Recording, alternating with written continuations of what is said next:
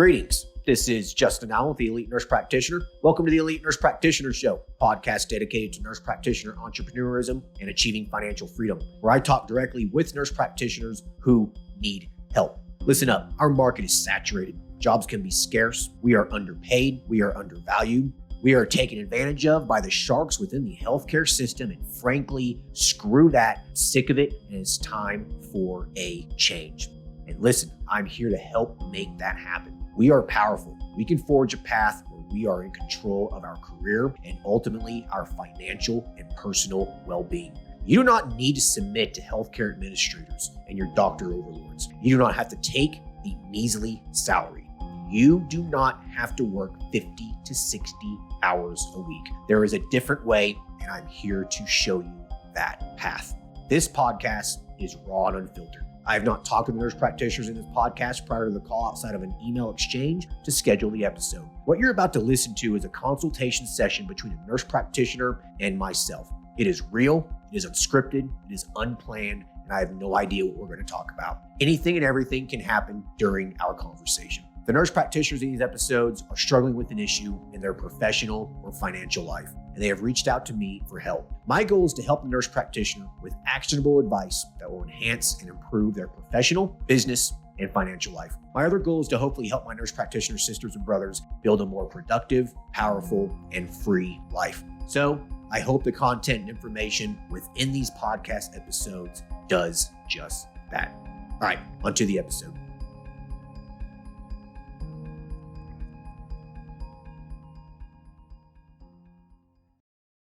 Hello, everyone. Today we'll be talking to Tasha, who is a family nurse practitioner. Currently, she is working in her practice that she started about a year ago. She's providing hormone replacement services and IV therapy in her practice. She's needing help with navigating the growing pains of a thriving business as she is having trouble with time management and the logistics of a growing practice. Hey, Tasha, how are you? Great. Thank you for having me. Absolutely. Thanks for hopping on here. So it sounds like you got a pretty little successful practice that you started about a year ago, huh? Yes. So we started out of obligation. COVID happened. I've been a nurse practitioner for 10 years, and COVID happened, and I did not want to get the vaccine. And so, as many other people have experienced, they just kind of let you go. So I cried for a minute saying, oh my gosh, how am I going to take care of my family? And then we literally had this idea and opened the doors in 6 weeks. Wow. It just happened. Okay. So it was out of necessity. Literally everything just kind of fell into place. We found a place to rent. We had the paperwork in order. A lawyer volunteered to help with certain things. You know, in the moment, it was quite stressful, but in the end, it was quite magical. But that very first month, we brought in $100. And by December, we hit 160,000. Wow. It's a lot of growing. Yep. Yeah. Awesome. Okay. I'm just curious. Did you take one of our courses at all before you got started? How did you get started? So my original course was the medical cannabis course because there was not a lot of overhead. I just wanted to get started. Right. And so I think I did, I think just one in January, but my husband literally did footwork. So he went to the dispensaries, to the CBD stores, to facilities where he knew people in the community, and not just for the medical marijuana cards, but just capitalizing on my other skills. It just kind of carried us so that we could build the men's hormone practice, and then we could build women's hormone, and then we could build the IV part. So that's kind of how it happened, but that's how I started. I got onto one course, and then I knew I wanted to expand, so I added another course. Another course. I got you. I was just curious. Yeah, your story sounds a lot like mine. You kind of start with medical cannabis, and then you grow from there. It was easy money. It was fast. And we are in rural America, so nobody provides any type of service like this in a 2-hour radius. And so people come from miles just to see me for a multitude of issues. So you basically prove my point that I say over and over and over again, that small town America can be a gold mine. Oh, absolutely. Yeah. It is. It's incredible. So I've worked as a nurse practitioner for 10 years.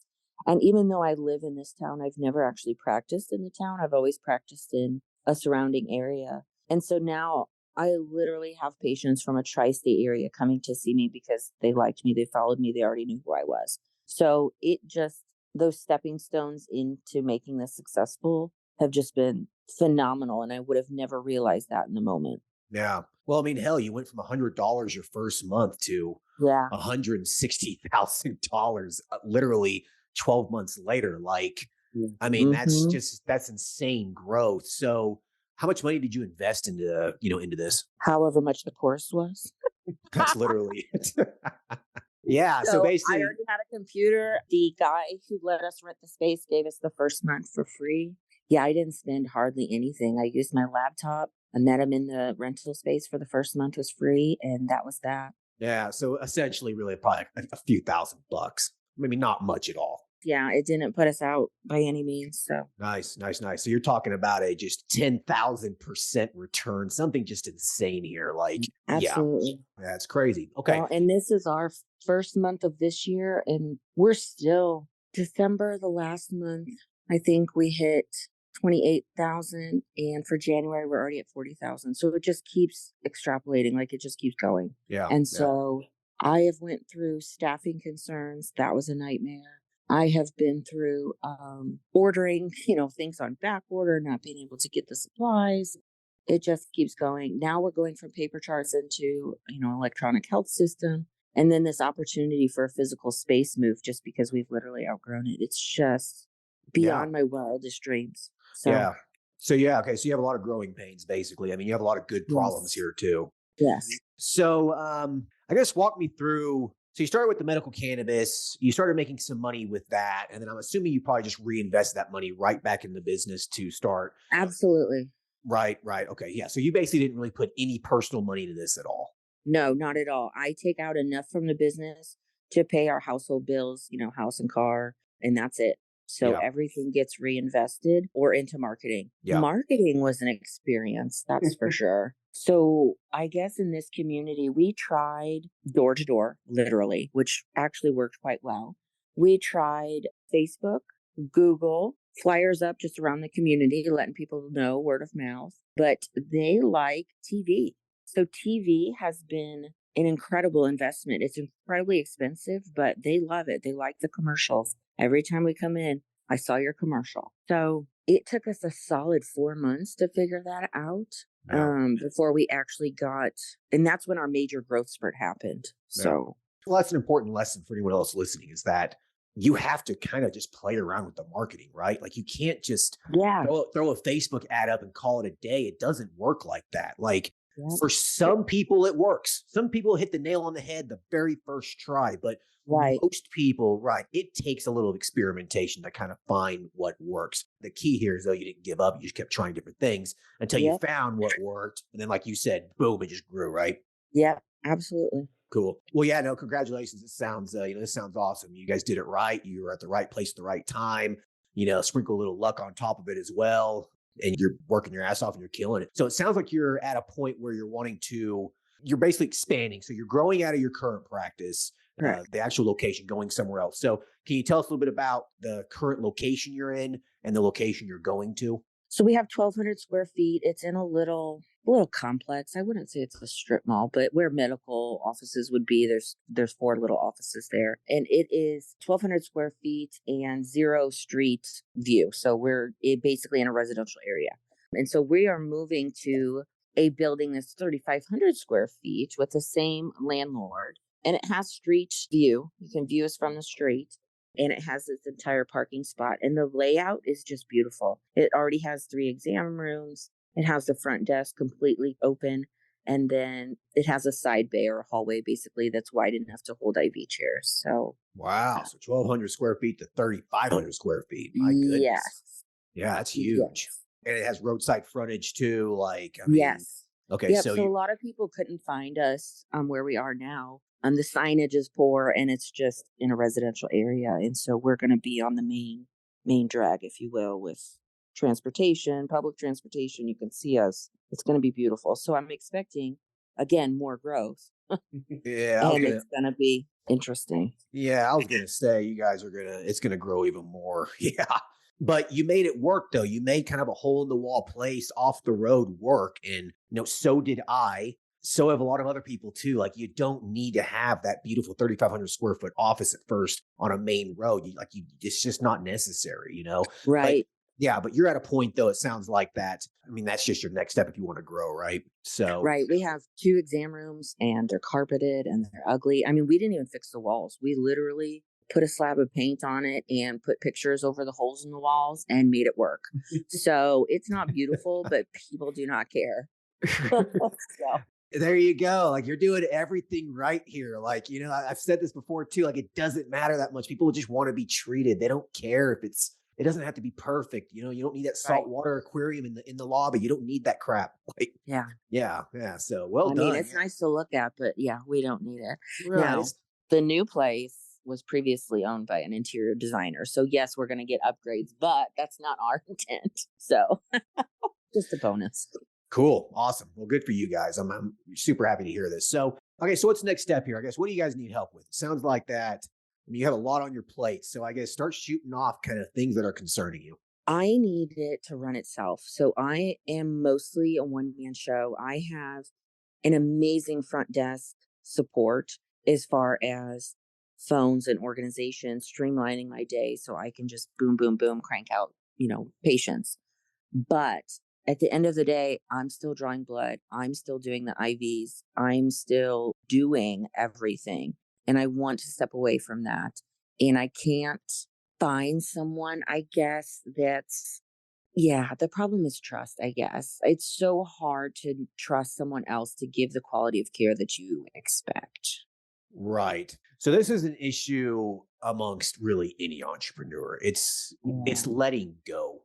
And so, I mean, I still have this problem. I mean, I do. It's hard giving up the keys, you know what I mean? Like it's just giving Yes. giving right, giving responsibility to someone else, giving some of the power that you've created within your business, giving that to someone else and trusting them. So that is a problem that most entrepreneurs will experience at some point during the growing process. A lot of businesses, especially like little small practices, if you just want to have a little like 2-room office, something real simple, nurse practitioner and like a medical assistant, you guys just run it. You want to do it 4 or 5 days a week and just call it a day and just do it yourself and keep it small. There's nothing wrong with that. It's totally, totally possible to do and you can do it. But in your case, you're growing really, really fast and you're hungry too. Like you want more, Hmm. you want it to grow. Right. You're going to have to let go. You just have to. Yeah. It's just one of the other risks of having a business. I mean, Right. it is. I mean, when you start a business, especially one that grows fast like this, you're rolling dice over and over again, right? You're Yes. taking risk, you're Yes. taking risk, you're taking risk. But the risk is calculated. And in reality, it's really not that much of a risk, right? But you are taking risks. So I think that this is just another risk that you have to take and you have to look at it that way. Like this is just another small risk that I'm taking. At the end of the day, never give anyone else access to the bank accounts of the business, like never give Right. access to the true financials of the business to anybody. Okay. So as long as you do that, you're fairly protected. And so don't worry too much about that. And, patient care, you're going to have to just hire people that you're going to have to watch them work, make sure you train them, make sure they have experience. Or even if you can find a new grad or something, like new grad medical assistants are great because you can train them how you want. Hmm. Yeah. So it's just one That of was those our things. first experience with hiring someone. We found someone new, thought we could kind of mold them. And it was really, from a business owner perspective, it was really traumatic. I mean, she was just awful. Patient complaints. It was a nightmare. And so I'm gun shy. I'm shy of trying to take that risk again, even though I know I need to. You know what? That was just her personality. She did. Yeah, don't worry about that too much. Listen, I'm not joking you. I hired a new grad medical assistant for my second men's health practice. She basically manages it. Okay. Hmm. She was new grad. We trained her on how we want things done, those sorts of things. She was like 20. Oh, geez. How old was she when we hired her? We hired her in 2019. Yeah. And so she would have been 24, 25 years old. Okay. And I handed the responsibility of this second practice to this 25-year-old girl who just graduated MA school, who had, just experience from MA school and like a couple Right. jobs in her entire life. Right. But I liked her. I could tell she had a good work ethic. I liked her voice. I liked her personality. I could tell she'd be good with the patients. And, Hmm. 2 years later, she's basically manages that office for me now. That's awesome. Right. So don't let one bad apple ruin it for you. Like seriously, you just picked the wrong person. And you know what? That happens sometimes, Right. Right. you Okay. know? So yeah, you're gonna have to just let go of that. it happened and just keep going. Like, you hear from some business owners that I can't find anyone worth a shit, right? I mean, you hear that all the time. Right. Oh, yeah. Right. Yeah. Well, they just have a bad choice of people. And they probably have a bad choice of people with relationships and stuff too. I can't find a man that's worth a shit. Well, it's probably just because you keep, you just keep picking the They have wrong a bad picker. Yeah. right. You're just a bad picker. Right. Exactly. So like just interview people and just talk with them. Don't have this structured interview. Where do you see yourself in Right. 5 years? Crap like that. Just talk to them. Like you have to make Yeah. sure that you like them. Right. Yeah. Yeah. Right. And just having a Yeah. It's conversation with been them, essentially. interesting just, being, I guess, known in a small community. Even patients will come and say, hey, if you ever need somebody, I'll work for you. And it's either a green flag or a red flag already. Like, nope, I already know you. This is not happening. Hey, Oh, you know it's what? terrible, but hey. Sometimes those are great opportunities. I'm glad you brought that up. One of my medical assistants at my main men's health clinic is a patient of mine. He was like, Mhm. "Do you guys need any help? I just graduated, and he didn't have any MA experience, but in my state, you don't have to Right. have MA certification. You just need to be Right. trained." Yep. And I liked the kid, and I was like, you know what? Let's give him a chance. And he's been with us now for a year and a half. So, Nice. right, We've done a lot of trade even also. So I've traded, 3 months of testosterone for the new electricity work in the new building. I mean, if people need to train a skill for a skill, I mean, that's something I'm willing to do at the clinic also, which I think is just not, it doesn't happen anymore. And so for people to still be able to get care and trade for a service, I think is what makes us unique also. sure. So, We all barter. I mean, mhm. we all do. I mean, I think every business owner does to some extent. And, I mean, I don't have a problem with that. But yeah, I think that you just need to keep trying. You're going to have to let go. You're going to have to hire some people. You can't keep doing all this yourself. There's just no Right. way. You're going to burn out. I mean, you probably already are. So, Yeah, I've been there a couple times where I'm just like, nope, we're out. I'm done. I'm exhausted. And then, of course, I don't know. It's like you love it and hate it at the same time. You just can't stop thinking about it. You can't stop problem solving, and you just keep going. So right. That's the beautiful thing about having a business. it's just a love hate. I think it's interesting. I never envisioned my life like this. I never envisioned being a business owner. So Yeah. No, you're right. It's definitely a love-hate relationship. I mean, it is. There's some days it's just absolutely exhausting, but then there's some days that it's so rewarding and so much fun that you couldn't imagine yourself doing anything else, you right, know? right. Right. So when people are expecting to see me, so I because I've been a one man show for so long, when they transition over to an MA or an assistant or nurse or whoever it may be, do you find that they are not satisfied with that in any way? I mean, I guess not satisfied to maybe leave, but just complain. Yeah, it's going to happen. So this is another issue about when you start your own little niche practice is that especially like, you want as much business as possible at first. And so you Right. bend over backwards for these people. You Right. allow them to text you. You answer the phone. I get it. I was there. And I mean, I've talked to nurse practitioners who are in that situation. I'm still mentoring one right now that's been in that situation for a while. And I told him, I was like, dude, you got to just let go of this. The patients will get used to it. They just will. And then new patients who call you, they won't know any different anyways. Okay. You Okay. know what I mean? They just Yeah. won't know any different. They'll call your office and it'll be more of a traditional medical office. Like you don't Right. call a primary care office and speak to the doctor. That doesn't happen, you know? Right. Right. So there will be a few speed bumps there. There will be probably some people who complain, oh, this place has changed, blah, blah, blah. Well, you know what? You don't live my life. So Okay. do you still want treatment? Okay. Because it's still a pretty good deal, right?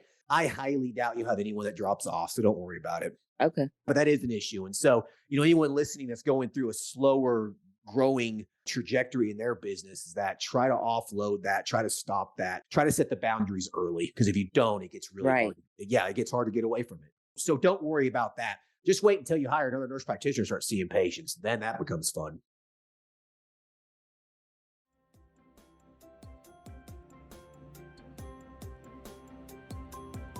All right. I hope everyone's enjoying the episode so far. I just wanted to take a quick break to thank everyone listening and also give a big thank you to all of my social media followers and email subscribers. If you haven't done so yet, please subscribe to our email list at www.elitenp.com and make sure to follow us on Facebook, Instagram, and LinkedIn.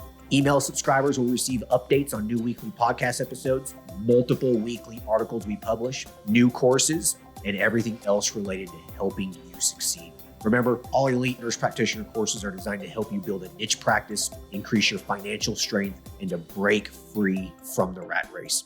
If I can break free and then other countless nurse practitioners can break free, then so can you. Additionally, please share this podcast with your other nurse practitioner sisters and brothers out there. The more NPs that venture out on their own, the stronger our profession will become. Now, let's get back to the episode.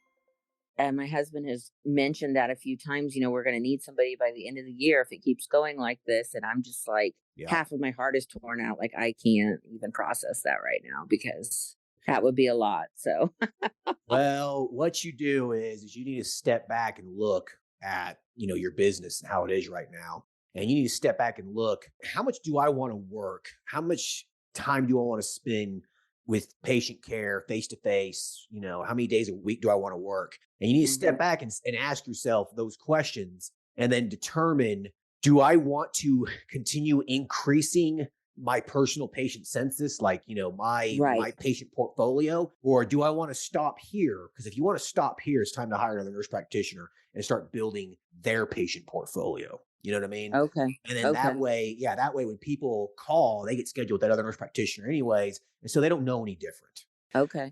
When it starts getting tricky is when you start offloading your current patients to the new nurse practitioner. Oh. Yeah, because they get used to, talking to you. They want to see you, right? And so whenever you get to a point where you're like, you know what, patients that I have, I'm cool with this. I don't want any more. So at that point, you got to hire someone else to start offloading the new patients. Okay. And then you start slowly building up their census. You know what I mean? Okay. I didn't think about it in that way. And so I wasn't sure how that actually would flow. So that makes sense. Yeah. Okay. Yeah. If you call my men's health clinic, you don't get an appointment with me anymore. Like, okay. Very rarely, unless they actually just request me. But for the most part, you call my men's health clinic, you're getting one of the other nurse practitioners that I've hired. I'm happy with my patient portfolio. I don't want any more new patients. Right. Okay. So keep that in mind. Okay. Perfect. But in terms of letting go for answering the phones and that kind of stuff, you're gonna have to. That's busy work. You gotta let go of that. Yeah. And finding this front desk support, I mean, she's been amazing. And so it's been a lot of weight off my shoulders in terms of day-to-day stuff. But, there's still more to be done. So I guess what's another position that you think that you need? Like, what's one of the big time sinks in your business right now that you feel like would just open up so much more time for you to work on the business? I would say the IV therapy, I did not expect it to be as popular as it is. And so just the sticking them, mixing them, all of that, if I can offload that to a nurse or an MA or whatever, because in our state, you don't have to be licensed either, that would make me incredibly happy. Okay.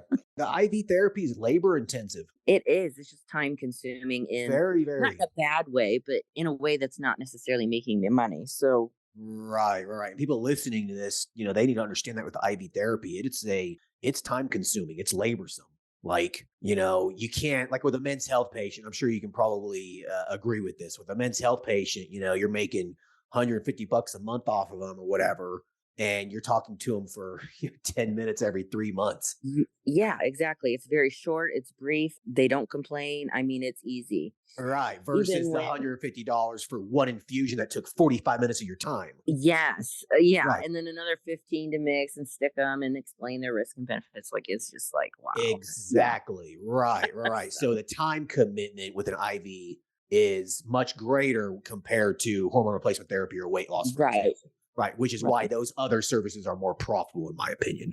Yes. Yeah, I did not expect it to be so popular here, but we came across the owners of the physical therapy facility sends over their athletes. So okay. we see the same kids every week for an IV while they're doing their tournaments. And it's been an incredible moneymaker just from word of mouth. But again, time consuming, and it's disrupting my ability to add more hormone patients. So, well, there you go. Right. And that's the more profitable service. So I think that, you got to get someone in there to start taking all that busy work off you. You still do your good faith exam. You still sign the order. You still do all that kind of stuff. But that doesn't take you more than 5-10 minutes. I mean, if that, so Right. So then, yeah, you got to get someone in there ASAP. And so pay that individual more of a production based salary, just a 1099 contractor, just pay them production, pay them per IV. That way they're motivated to work, see Okay. patients, and then they'll start trying to get patients in the door because they're making more money. So that's the way I Right. would do that.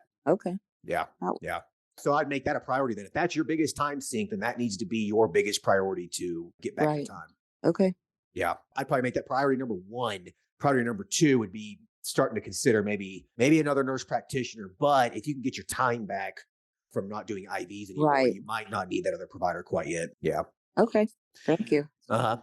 And is there anything else that you are thinking that's a big time sink that maybe you need some clarification on? No, I get a lot of requests, can you do this? Can you do that? And that's just a lot of social pressure that really just gives me anxiety in general. But I always come back to you can't be everything for everyone. So Exactly. That's an excellent point. You it's can't be everything for everyone. You just can't. right. But I would say, besides people constantly asking for something else that I don't offer, it's pretty smooth. So I don't want to add any more services at this moment. I don't want to add any more new features, I guess you would say. Like, the bugs have been worked out. I just don't think I can handle much more growth in terms of new things, just growth in terms of volume of what I'm doing. Yeah. You don't need to add anything else right now. I mean, what you're No. doing is profitable. I mean, you have a six-figure practice now. Like you don't just keep growing with what's working? Right. Right. So don't complicate it. I mean, there are little additional things that you can implement into it that don't really take much of your time. Like, adding maybe some peptides or something. That's nothing. That's just basically another a la carte item, right? Right. But like adding a completely brand new service to it, like ketamine or something, like that's a Right. completely brand new service. So I don't think that's necessary, but you can definitely add some additional little Perks. plugins Yeah. into it. Okay. Right. Like peptides or a vitamin injection or weight loss, like that's pretty simple to throw into it. Right. Okay. Yeah. But don't complicate it though. I completely agree with you. Just do what's working.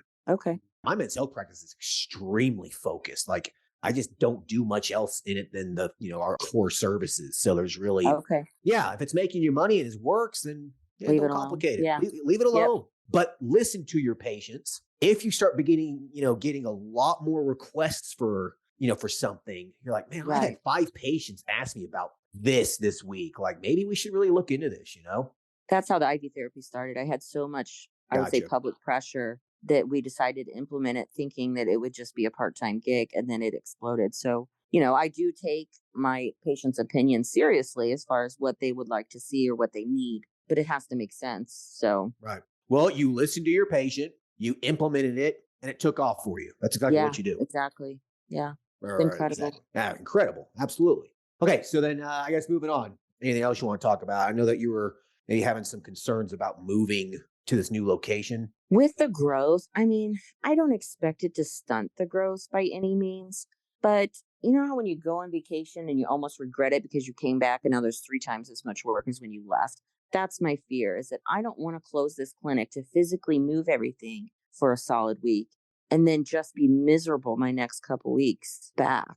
I guess that comes back to staffing. I need help. So, Yeah. Okay. No, that's a completely valid and legitimate concern. Yeah. I mean, I hear you on that. So, just personal experience. When I moved at my first men's health clinic, when we moved from our little podunk location to the location on the main road, okay, mhm.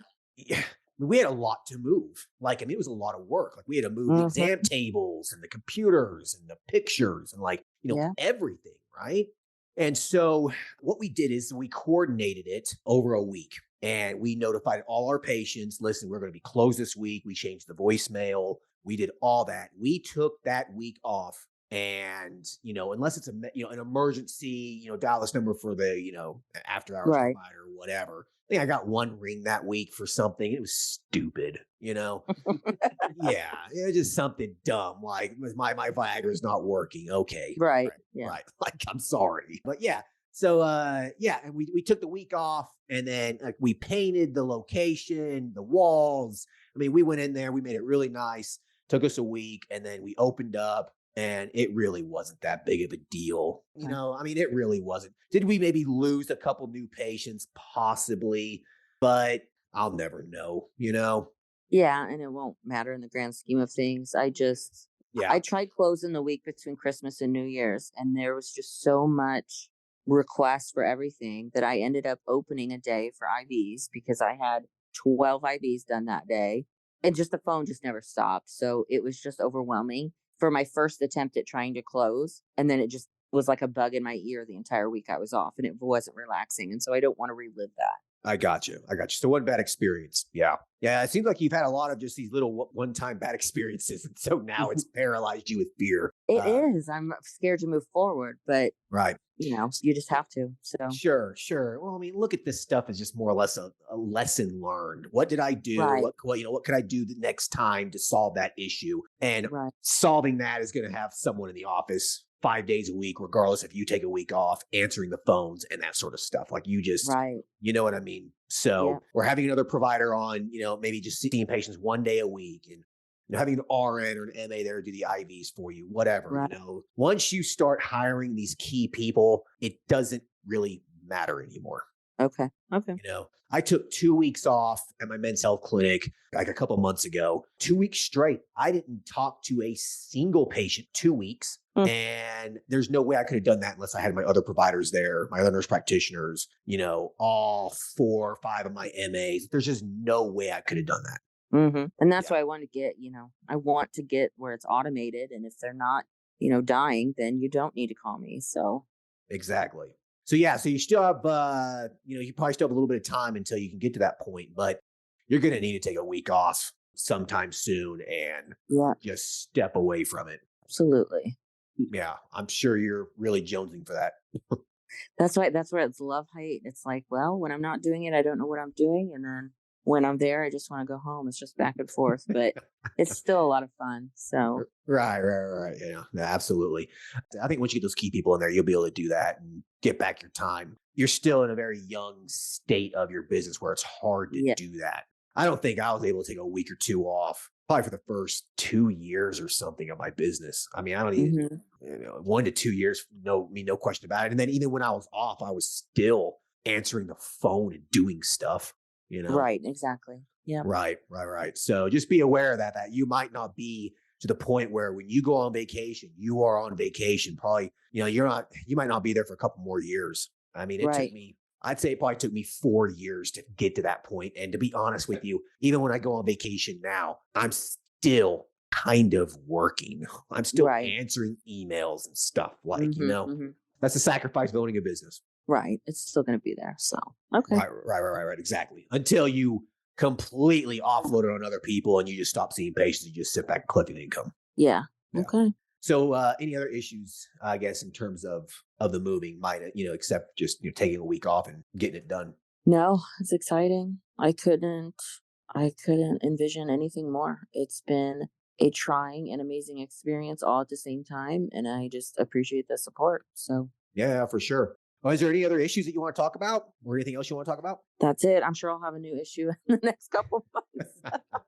Well, you got my email. I'm curious. Are you still doing medical cannabis evaluations at all, or have you kind of just let that go? I probably do one a month. There's just not a huge need for it, so I Yeah. do, but it's just dwindled, I guess you would say. Sure. Is that because why is it gone recreational or something? Or Yep. Yep, gotcha. absolutely. Yeah, I went recreational in my state too a couple years ago, and I guess more like a year ago. And yeah, I mean, it definitely slowed down, but I mean, it's still there. It's still, I still it's even still offer it to my patients who have chronic pain. I'm like, "Hey, this is an option." So, just an right. extra. They're already Yeah. seeing me for other stuff because their primary won't do it. So, Yeah, I know, right? I mean, come on, you're signing off on a piece of paper. Give me a break. Who cares? Big right. deal, right? What has been your most profitable service? I'm just curious. Testosterone, men's health. The men's health has, yeah. Yep. What percentage would you say of your business is that? I would say it started is probably 80% of it, but I would say it's probably down to 50 because my female population has been growing exponentially. Okay. And the IV sounds pretty profitable too. Is that kind of maybe about equal to the women's HRT? Yeah, at this point, probably. Yep. But that's your biggest time sink. Yes. Yes. Yep.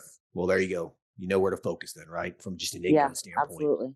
Yeah, always step back, as you grow, always ask yourself, where's the income at in my business and where's the most time being focused on? And so if you can Right. just answer those two questions and put them side by side, I think it really gives you some clarification on where you need to focus your time on. You know what I mean? Yeah, that's a good way to see that. Yeah. Yeah. Yeah. With Elite NP, I was spending so much time just like answering emails for just really basic like customer service stuff, like I can't log in or something, And Right. so I had someone help me with just basic stuff like that. And it really took off a lot of my time. And then with like my men's health clinic, just doing really basic stuff. Like when I first got started, taking payments and scheduling patients and stuff like that. Like I was Yeah. spending so much time on it and it really wasn't bringing me in income. Right. Right. So Busy work. Yep. it's just busy work. Right. Exactly. So just always ask yourself, where's the busy work? Where's the income generating work? And I think if you do that, it'll help keep you focused. So, Okay. Sounds good. We'll like to end the episodes with you asking me a question. You have any questions for me? I do not. I think we are set for a minute. Okay. All right. So listen, if you want to do a follow-up, you just let me know. I would love to maybe do a follow-up in 6 to 12 months, kind of see where you're at in your new location. And I'm sure people listening would like to hear that too. So Absolutely. Thank you. Awesome. All right. Well, take care.